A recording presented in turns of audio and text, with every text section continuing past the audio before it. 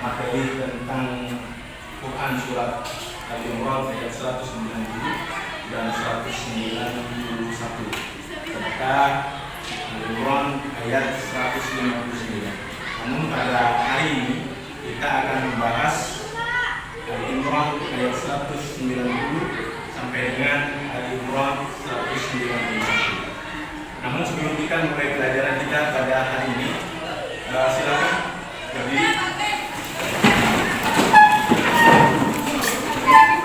Rapikan mejanya dirapikan.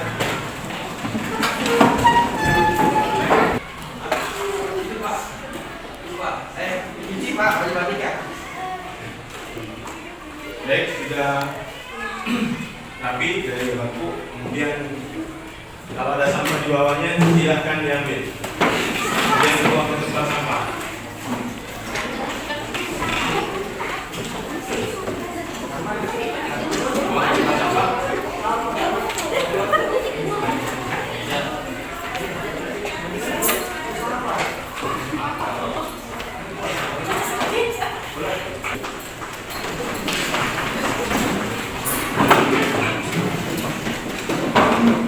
Ada yang tidak hadir? Danu kemana? Danu?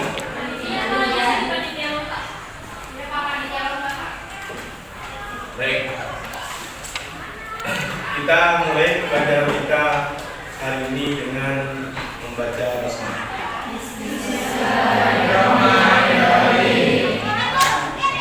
Baik, pada pembelajaran hari ini kita akan membahas tentang Quran surat Al-Imran ayat 190 dan 191, yakni tentang berpikir kritis, objektif dan seimbang.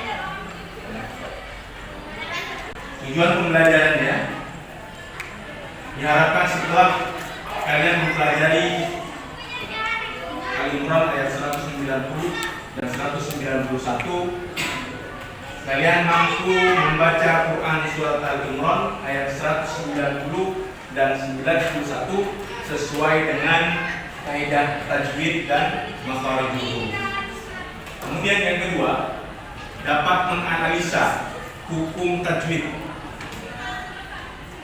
dari Quran surat Al-Imran ayat 190 dan 191.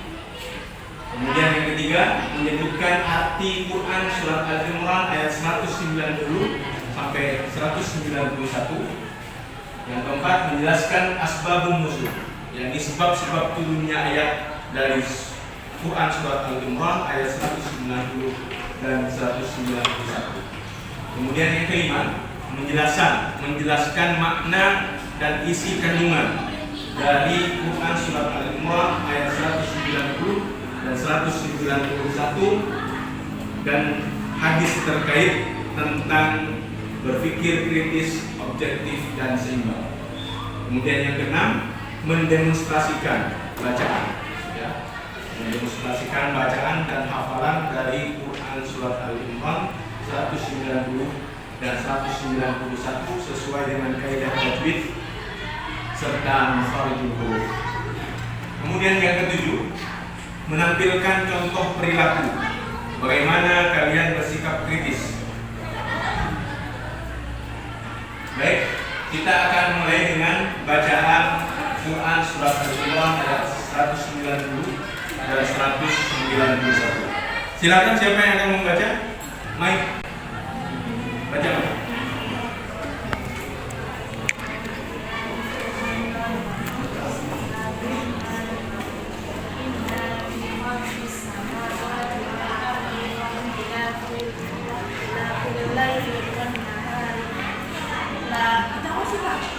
Ayatin liulil albab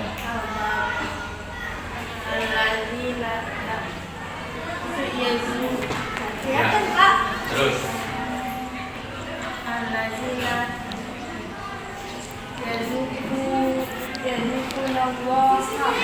terus ya ma waku ya waku dan wa ala junub Bihim. bihim supaya Bapak bacakan contoh bacaan yang benar. Bismillahirrahmanirrahim. Inna fi khalqis samawati wal ardi wa ikhtilafil laili wan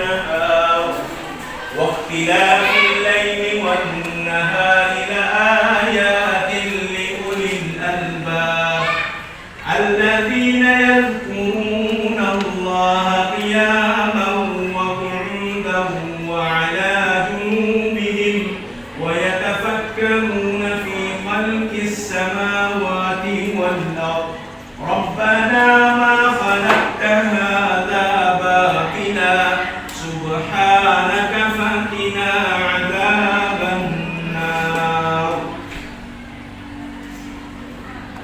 Itu contoh bacaan yang sesuai dengan kaidah tajwid serta hafal. Kemudian berlanjut ke hukum bacaan tajwid.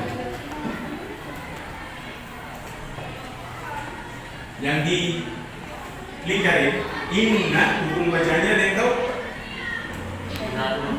Gunnah nun. Nah, siapa? Kemudian as-samawa. Alif lam samsiah. Wal ard, hukum bacanya apa? Alif lam ya. Al-lail, hukum bacanya.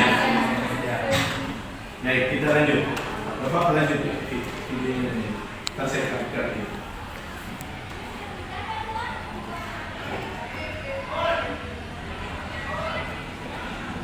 Ini terjemahannya. Silakan dibaca si Devi. Terjemahannya.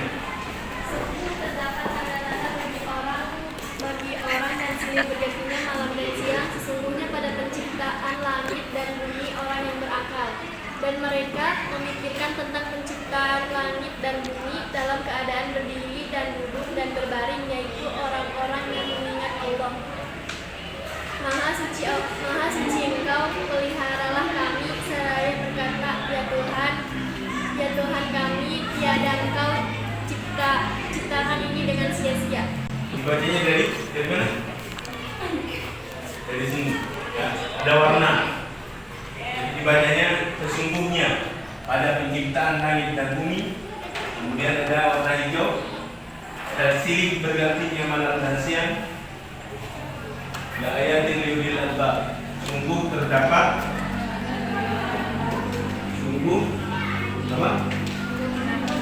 tanda-tanda bagi orang-orang yang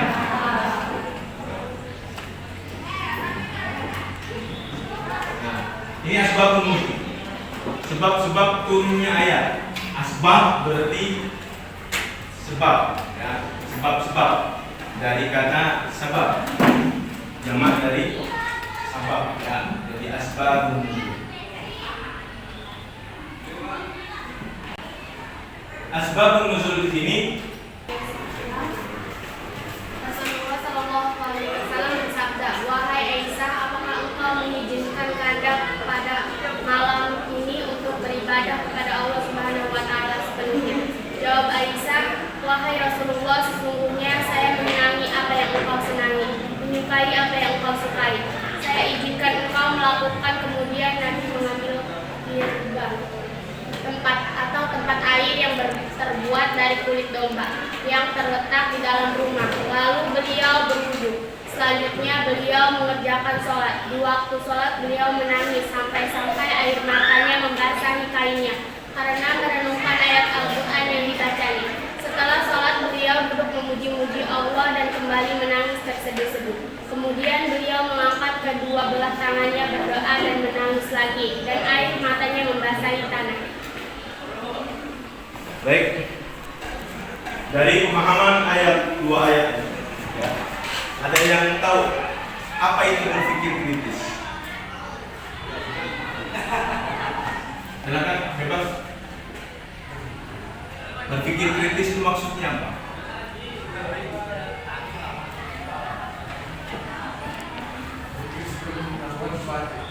Kenapa? Berpikir sebelum melakukan sesuatu. Berpikir sebelum melakukan sesuatu. Ada yang lain?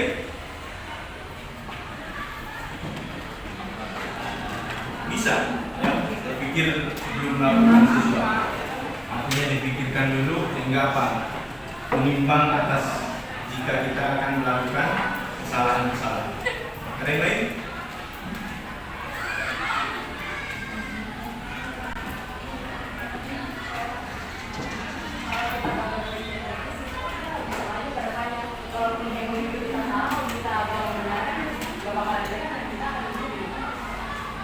Jadi kalau tanpa kita berpikir kritis, kita tidak akan seperti itu. Kalau mengandalkan hanya satu pikiran pemimpin kita, atau kalau di dalam kelas, kalau kita mengandalkan hanya pikiran KM, maka kita tidak akan bisa membangun kelas. Kelas yang baik itu jika kita melakukan sesuatu itu berdasarkan musyawarah kelas. Ya. Jadi untuk sebuah kemajuan kita harus melakukan hal-hal yang visioner, yang maju ke depan, sehingga kelas kita menjadi baik dan dapat membangun kelas serta kedisiplinan di dalam kelas kita. Baik, mungkin ini materi kita. Ada yang dapat merefleksikan apa yang kita pelajari hari ini?